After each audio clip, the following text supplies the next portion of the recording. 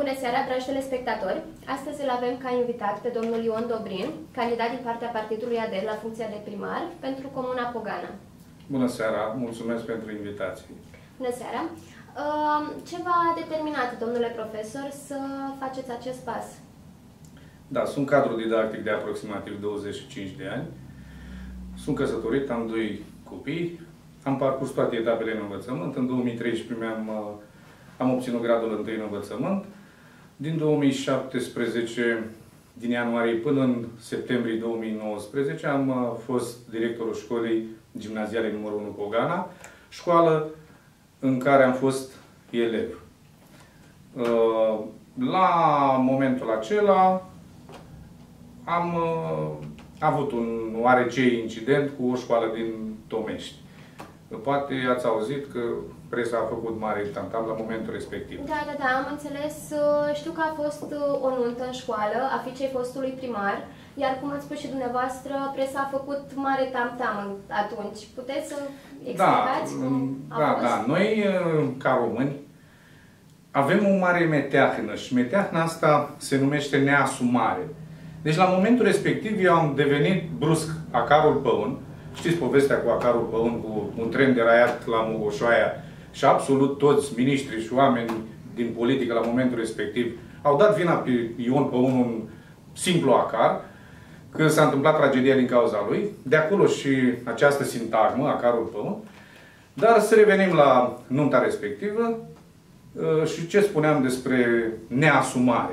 Eu am spus la momentul respectiv ziarelor și celor care m-au întrebat cu privire la acest eveniment, cum că tot ce înseamnă clădiri, garduri, terenuri, sunt în subordinea Consiliului Local. Ei decid cu privire la aceste lucruri. La momentul acela, era o hotărâre a Consiliului Local conform căreia, în localitățile Comunei Pogana, acolo unde nu există o sală de festivități, să fie folosit localul școlii. Nu era pentru prima dată. Ei au exagerat atunci că, vai, că învață niște copii în școală. Dar copiii ăia nu erau extraterestri, erau copiii comunității, erau copiii noștri, copiii celor care au votat primarul și dacă nu exista altă soluție, așa au procedat. Nimeni, bineînțeles, nu și-a asumat, nimeni n-a recunoscut că în un rural, dintotdeauna școala a fost folosită, școala este un nucleu în jurul căruia se întâmplă cam toate activitățile într-o comunitate mică, dar ei nu și-au asumat să spună, da, domnule, s-a folosit școala, care e problema? Asta e situația. Așa au fost lucrurile la momentul respectiv. De aceea, cred că ar fi bine în Tomești, în Bogești, în Cârjoani, să putem construi niște săli de festivități, pentru că oamenii din comunitatea respectivă au și nevoie de anumite lucruri, cum ar fi botezul, nunta, mormântarea, elementele astea esențiale în viața unei mici comunități. Și nu numai, în tradiția populară, aceste 3 etape sunt determinante într-o comunitate. Și de aceea, dacă voi fi ales primar, cred că aș începe cu lucrurile simple, dar care au o mare greutate în rândul cetățenilor. Apropo de nevoile cetățenilor, ce alte proiecte mai aveți pentru Comuna Pogana, comuna în care candidați pentru funcția de primar?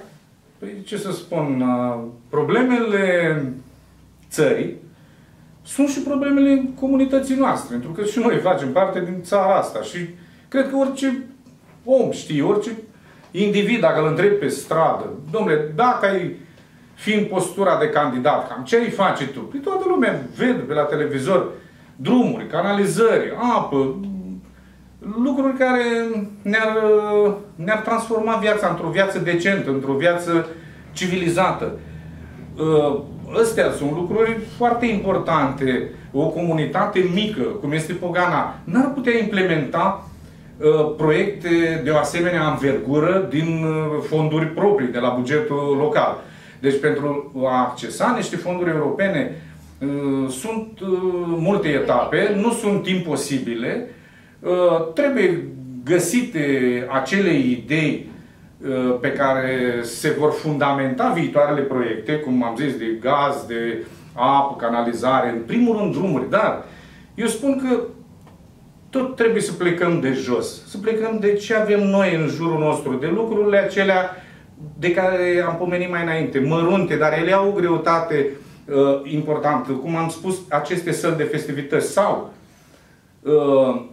drumurile către Cârjoani, Măscurei sau la Tomești. Dom'le, iarna, cum ninge un sfert de oră, cum nu mai poți intra cu mașina? Nu cred că e operații pe creier să construiești niște parazăpezi pe de o parte și de alta a drumului. Nu cred. Am putea face noi. Eu, dacă ajung mâine primar, pun mâna pe hârleț, mă duc, fac niște găuri, luăm niște stâlpi din fier și cu niște plasă. Lucrurile se pot face. Eu cred că este nevoie de implicare, de inițiativă din partea primarului și a Consiliului Local, să vedem ce Consiliul Local se va creiona în urma alegerilor. Și ce era mult, mult mai important și vreau să accentuez, să scot în evidență, legătura strânsă cu populația, cu comunitatea. Comunitatea noastră n-a fost informată sub nicio formă. Ca dovadă, dacă mergem în Comuna Pogana, avizierile respective, unde ar trebui afișate lucruri, hotărâri de Consiliu, tot felul de documente pentru a informa corect populația și a ține o legătură strânsă cu populația, sunt niște bucăți de tablă ruginete.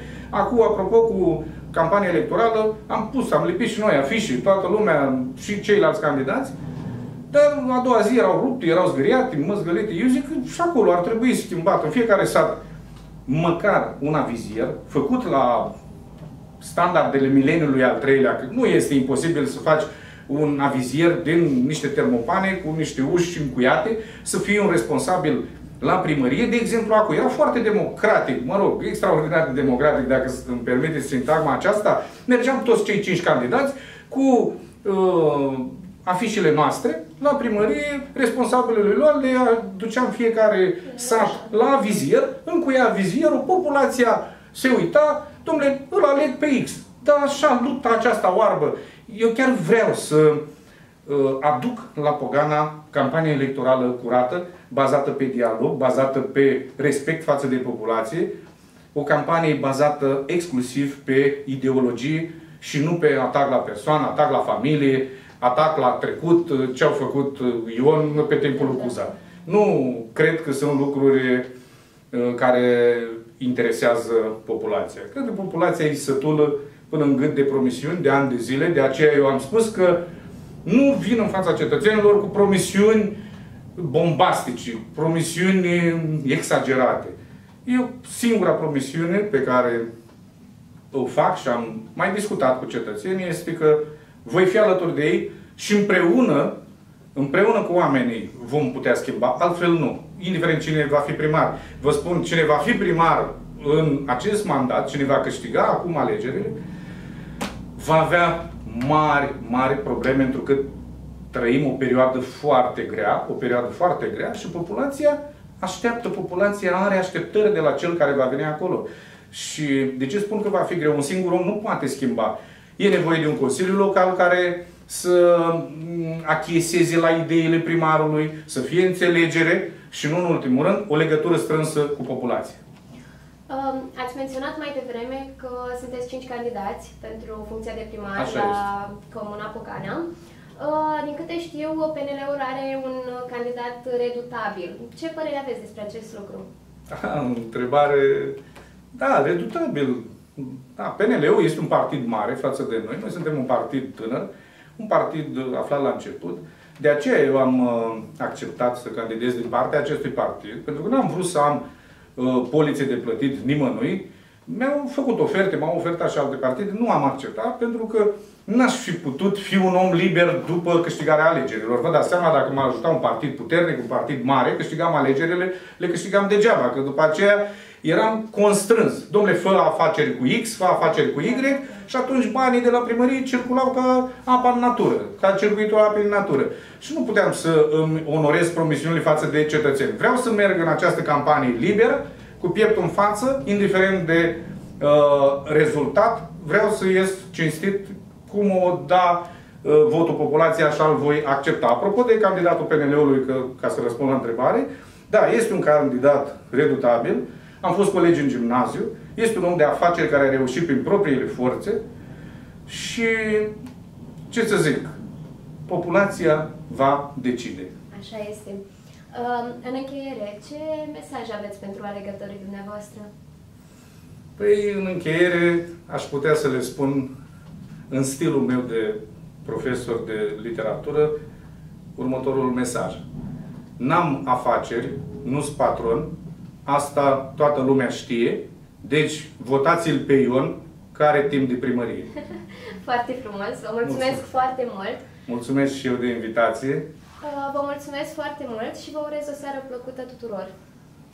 Bine.